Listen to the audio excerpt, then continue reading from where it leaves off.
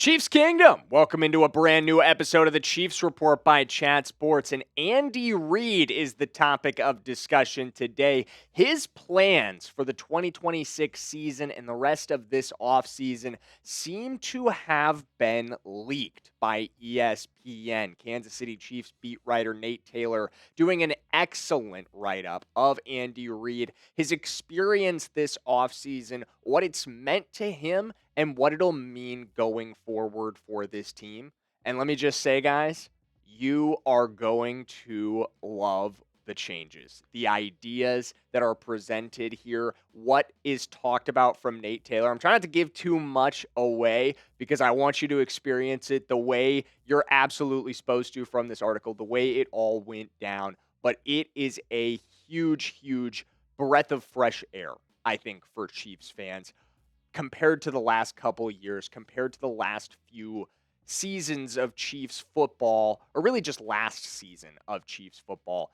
This offseason, what you're about to hear, you are going to love it. But before we get into it, subscribe today, guys, because if the Chiefs make a move throughout the rest of this offseason, if there's any Chiefs news, we are your one-stop shop. We cover every single thing that happens around this team, every free agent signing that's happened. We'll cover the draft absolutely in depth on every single pick. And guys, we are 2 weeks away from the NFL draft. It is just 2 weeks away. Lots of draft content on this channel as well in the lead up to that. We've got another 7-round mock draft coming out on Friday. Don't miss a moment. Be the most informed Chiefs fan at Arrowhead this season by subscribing to the Chiefs Report by Chat Sports. But let's jump into Nate Taylor's report on Andy Reid, or at least some excerpts of it. I definitely encourage you to, after you finish reading this, or finish watching this, to go check out the full article and give it a read, because it's 100% worth your time. But here's the first excerpt that I think is really significant. Throughout the league, many have wondered how much Reid will change, both with his offensive playbook and overall philosophical approach for the 2026 campaign. Those who have known Reid for decades, including Chiefs general manager Brett Veach, believe the coach's intentions and actions, which have already begun, won't be too radical. And I agree to some degree, but I think we've seen a decent bit of radical change within this coaching staff. Have we not, guys?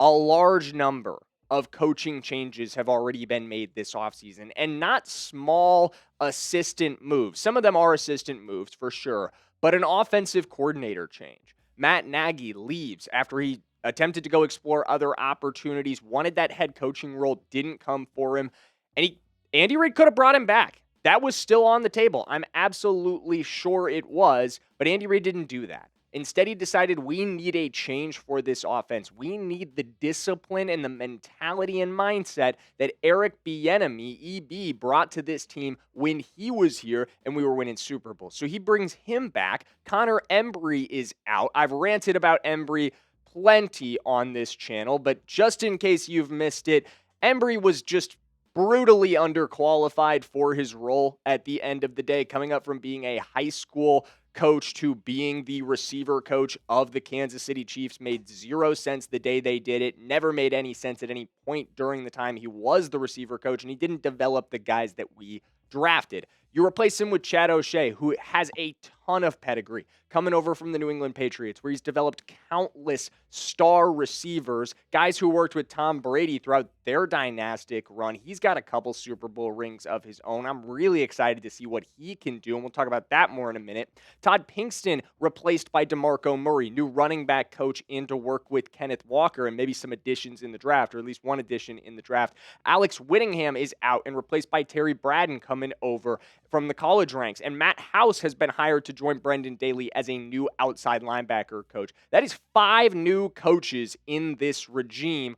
That's significant. That shows a recognition that, hey, what we did last year, at least from a coaching perspective, not good enough. We need significant change. So maybe not quite radical as Nate Taylor describes it, but change is here. And I think something else that's talked about is the development of young talent on this team. And that's a huge part of why you replace coaches, right?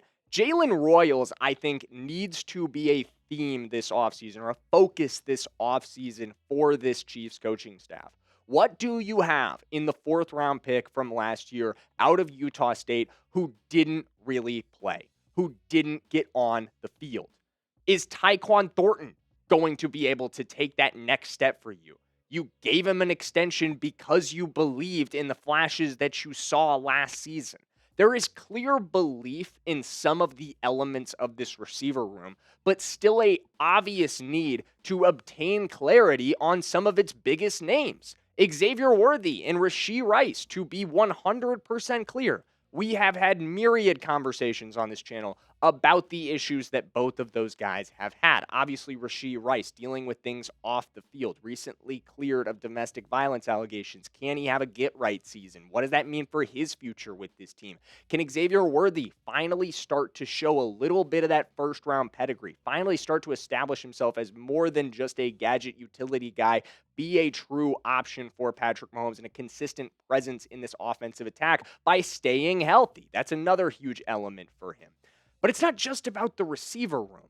There's young guys across this roster that need to step up, that need to be a big presence in this season, and it can be developed by new coaching. Alex Whittingham replaced by Terry Braden. I think that's going to have an effect on Omar Norman-Lott and this front 7 group, especially along the defensive line, if he can get healthy. Of course, that was the issue last season, right? For the Kansas City Chiefs 2nd-round draft pick. Tears his ACL. But what we saw in the limited work that he got was an ability to contribute as a pass rusher from the interior. And I think we know, we beat this horse. This team needs new pass rushing presence. This team needs to get better at getting after the passer.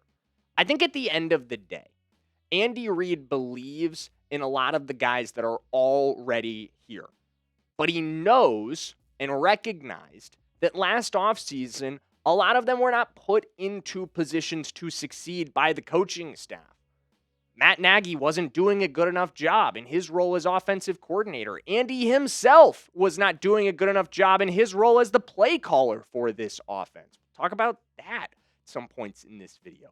A number of notable missteps last season from Andy Reid himself.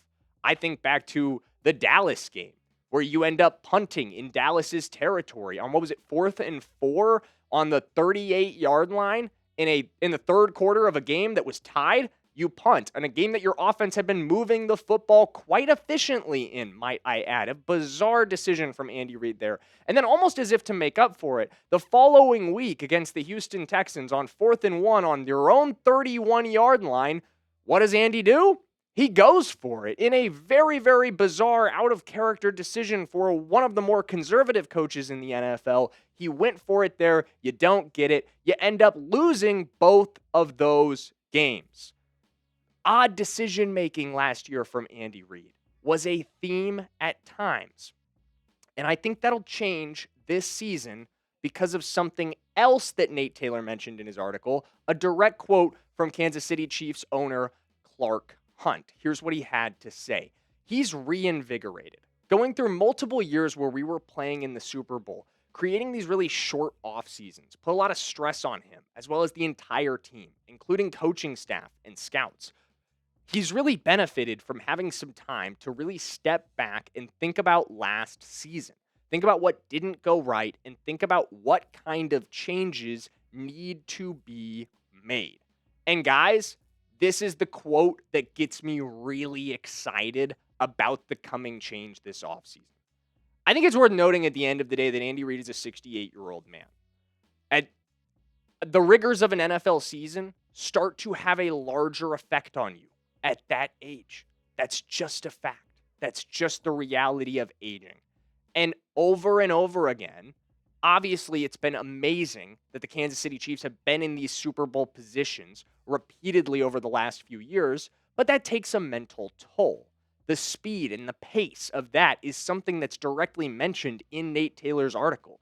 Going to 3 straight Super Bowls, that has a toll. That shortens your offseason. There's not as much time to sit back and think about things. There's not as much time to even recognize, hey, change might be needed because, hey, we were right there. Why would we change too much? But this offseason, off a year that I think can be described as nothing other than a failure by the Kansas City Chiefs standards, giving him plenty of time to sit back and go, what happened? Why did this go the way it went? And how can we fix it for next year? And giving him that time to get revved up about the changes that he's making. I'm getting revved up about the changes that he's making. I'm getting fired up about the idea of this Kansas City Chiefs season because I know how reinvigorated Andy Reid reportedly is, how excited he is to see these changes that he's made go out. And it's not just the coaching staff changes, it's not just the development of young players. I 100% believe that mindset changes are going to be in effect from Andy Reid. And if you're as excited as I am about these changes, about this reinvigorated new Andy Reid, subscribe today, guys, because that excitement is not going anywhere on this channel. We are covering every second of the Kansas City Chiefs offseason. We're going to be here all the way through next year, covering every minute of what I think is the most important season yet of Patrick Mahomes' career. I've said that over and over again. This offseason is about getting back on track and about keeping the dynasty going, and it is the most important in doing that. Do not miss a minute of it. Hit that subscribe button and turn those notifications on. Because again, how Andy Reid responds to the 2025 season, how Brett Veach responds, how Patrick Mahomes himself responds, how everyone on this team responds is the biggest key to 2026. But I truly think Andy is at the center of all of it. As the play caller for this offense, as the guy who sets the tone for everything you do offensively with his decision making, he has to recognize I played a role in it last year. It wasn't just everybody else. There were serious play calling issues at times from Andy Reid. This is not to take away from his status as one of, if not the greatest coaches in NFL history. Absolutely still true. But you can 100% have that status and make mistakes. And we all know that Andy Reid made mistakes last season. How do you respond and how do you correct them? And again, we've seen steps to do it. The signing of Kenneth Walker, an enormous step in the right direction towards getting better offensively. Here's what Andy had to say about Kenneth Walker in Nate Taylor's article. He adds another element to the offense. Another something you can do to throw at the defense, which is important. He's legit. He can take it the distance every time he touches the ball. Absolutely true, and something that I do not think you could have said of anybody in the running back room last season for the Kansas City Chiefs, other than maybe Brashard Smith. Sure, he has that kind of explosiveness, but what did he get? 30 touches last season combined across the ground and the air? At the end of the day, he wasn't a big enough part of the offense. He's just not that ready, or he's not ready yet. He's only played running back for one season. He's only been in the NFL for 1 year. As a 7th-round draft pick, we can't expect him to be that guy. That's why the Kansas City Chiefs have gone out and gotten Kenneth Walker. He was so explosive for Seattle all 4 years of his career, but especially in the biggest moment of his entire career so far, the Super Bowl, in which he ends up winning the Super Bowl MVP. I think he had 4 or 5 runs of 10-plus yards in that game alone. An enormous addition to this offense to take some pressure off Patrick Mahomes, to finally have that threat of, hey, the Kansas City Chiefs can hit you with a 50, 75-yard run at any moment, and you have to factor for that on defense, which is going to open up so much for Patrick Mahomes once he's fully healthy and this passing attack is back in the groove that we've seen in the past. So again, to recap, the keys to the offseason so far, the keys to what we learned from Nate Taylor's article about Andy Reid's changes, the coaching staff changes. We knew about a lot of that, but the mindset around the decision-making is a little more clear now. Andy Reid is recognizing the serious issues that were had last season, some of which he played a role in, and the inability to develop the young talent that was already on the roster last year is why a lot of that coaching staff had to go, and that'll be a huge part of this upcoming offseason. Guys taking steps this year. Young guys that we talked about. Jalen Royals taking a big step. Omar Norman-Lott taking a big step. The development of young players like those guys that we've been talking about is an enormous factor for the Kansas City Chiefs in 2026. They have to be able to be healthy, on Omar Norman-Lott's part, excuse me. And then you also have to get Jalen Royals involved. Jalen Royals has to be able to play a role this season. Andy Reid, he's refreshed and ready state at this point. After a couple consecutive off seasons of shortened time, of not having enough time to reflect on things that might need to be corrected for this team, he finally had it this year. And that implemented and inspired additions in free agency like Kyrus Tonga, but especially Kenneth Walker. The biggest addition, the crown jewel of the Kansas City Chiefs 2026 offseason so far, to massively upgrade in the running back room, to improve what was the biggest issue for this offseason, or for this offense last season, an inability to consistently establish your ground game. That's going to do it for us on today's episode of the Chiefs Report by Chat Sports. Again, if you are fired up about these changes that Andy Reid has already implemented and is continuing to implement, and the further changes that are coming once the 2026 draft gets here, the picks that the Kansas City Chiefs are going to make to continue supporting these moves and the strategy that they've clearly outlined, make sure you're subscribed. Make sure you're locked in here on the Chiefs Report by Chat Sports, and we're going to see you in the next one.